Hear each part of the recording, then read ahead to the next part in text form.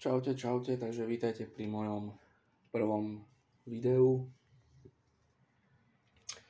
Predávam svoju pracovnú stanicu s grafickou kartou Asus Dual 588 GB s dobrým chladičom s 250 GB harddiskom.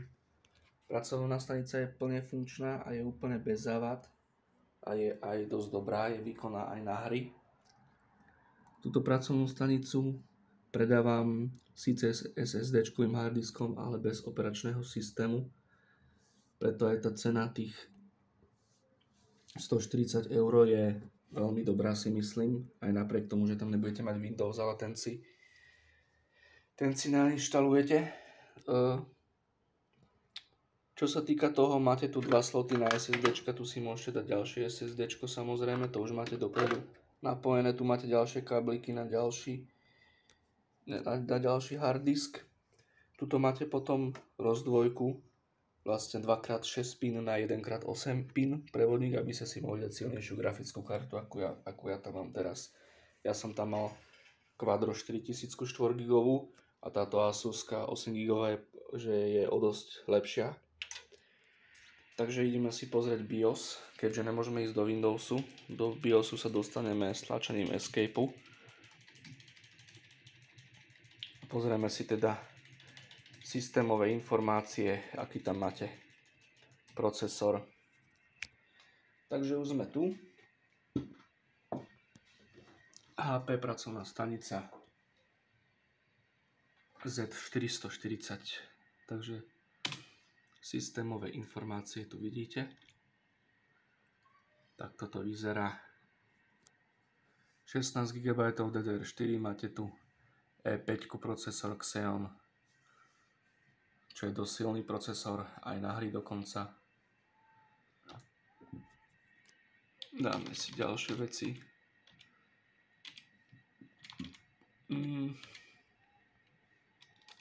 BIOS setup.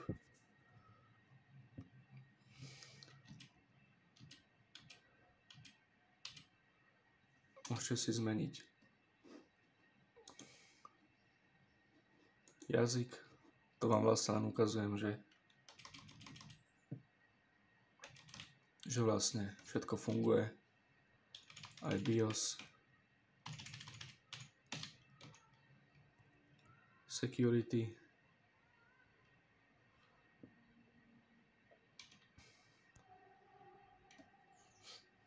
Advanced.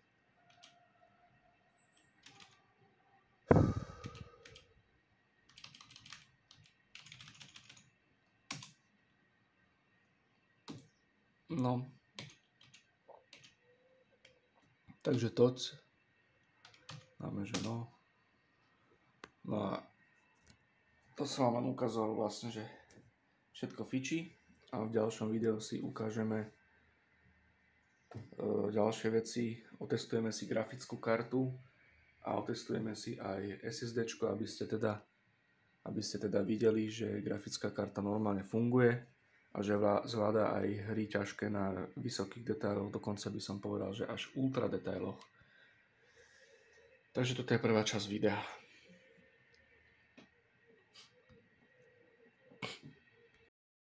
No, takže toto už je naše druhé video.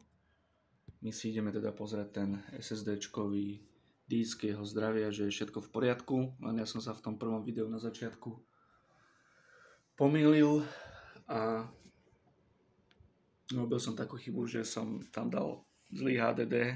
To bol SanDisk 128 GB a vy dostanete tento, lebo ich mám viac. Micron 256 GB, aby ste to mali lepšie. Takže dostanete 256 Micron.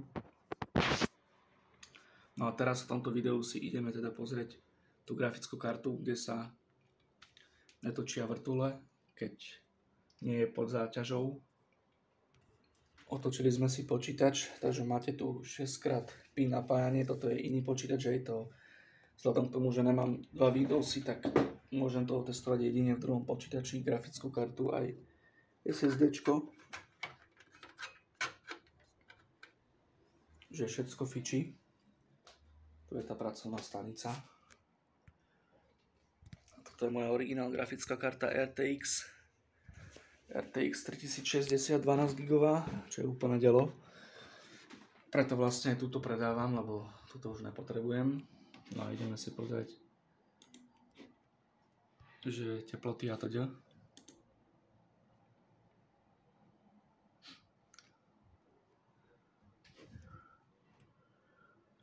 Takže takto nejako to vyzerá. Máme si storage. Všetko plne funkčné.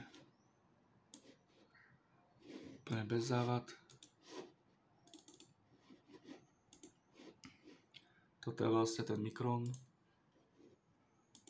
Vlastnosti. On je naformátovaný, takže bola pohoda. Spustíme si samozrejme aj nejaké testy a teda, aby ste videli, že všetko je naozaj OK.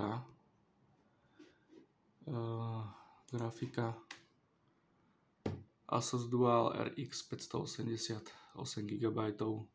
Teploty v kúde sa vám budú pohybovať okolo tých 29-33 stupňov, ale to ešte klesne.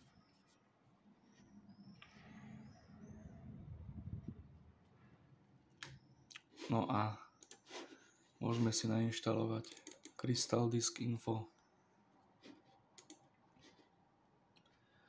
Vidíte, vrtolo sa netočia.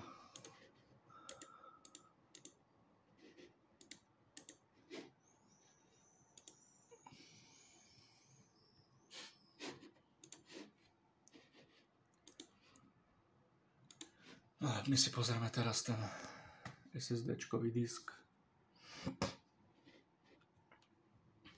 To je Kingston, to je ten NVMe a toto je ten Micron. Všetko v poriadku.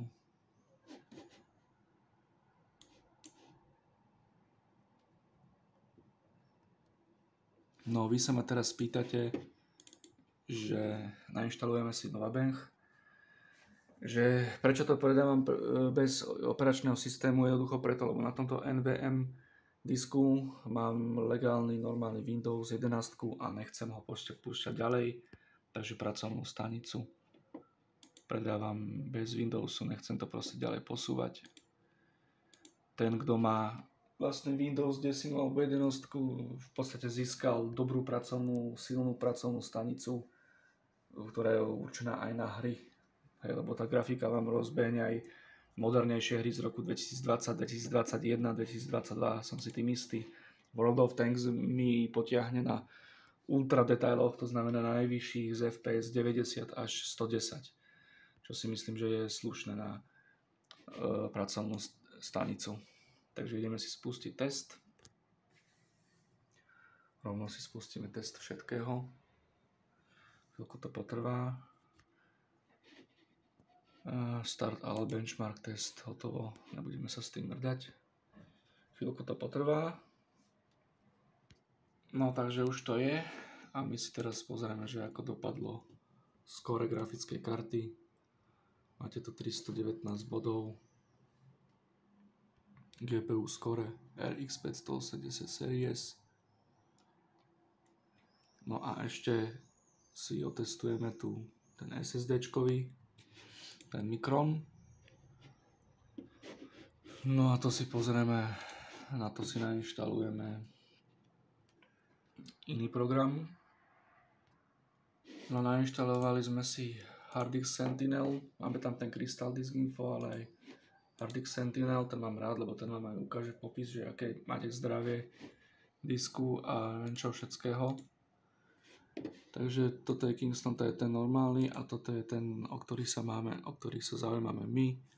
Takže stav SSD je perfektný, optimálny výkon, není potreba nič riešiť, všetko je OK. Takže to je tak.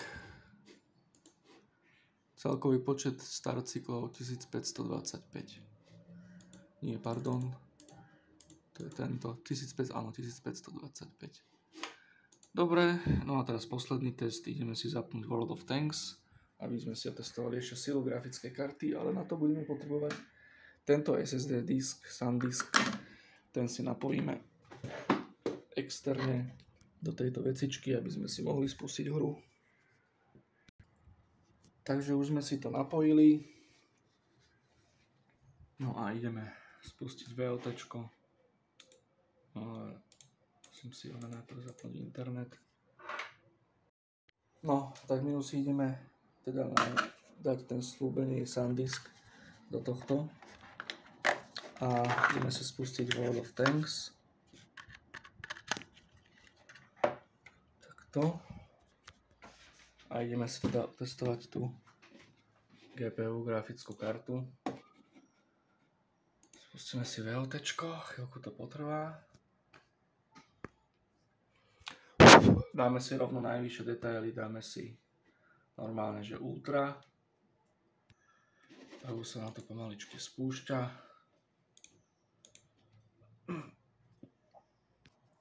Sa nám to načítava. Grafika sa zatiaľ nehýbe, lebo nemá dôvod.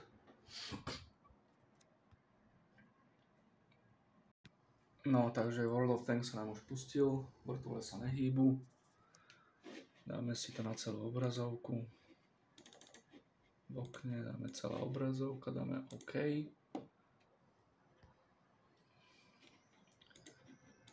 Dáme si grafika, detaily. Dáme si Ultra. Ale s tým, že si vypneme stopy pásov. To tam nepotrebujeme, ináč máme všetko na Ultra. Máme si M54 Renegade a ideme na to. Už sa nám vrtule začali točiť, lebo už je to pod záťažou. No, a už sa nám načítala aj tanky, aj všetko, aj hra, takže môžeme ísť na to. FPS 92, 93, bude to stúpať na 110, 120. Úplne plynulá, úplná pohodička.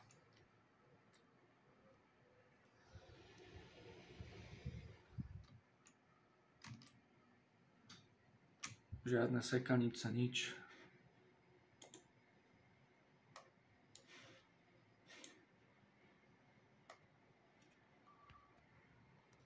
Zastali sme 118 fps.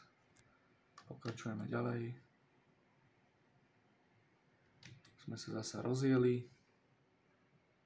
FPS 107.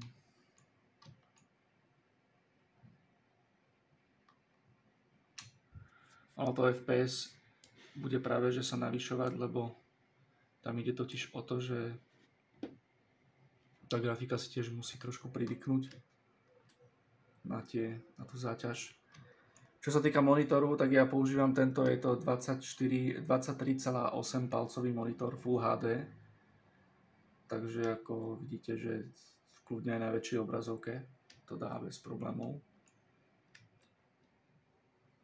97, 95 fps, 101. Takže tak, no a teraz už ideme bojovať. Takže všetko fičí, proste všetko funkčné, celá pracovná stanica, aj všetky súčiastky. Fakt bez závad, do 3 dňoch, do 4 dňoch vrátim peniaze, ak by dačo.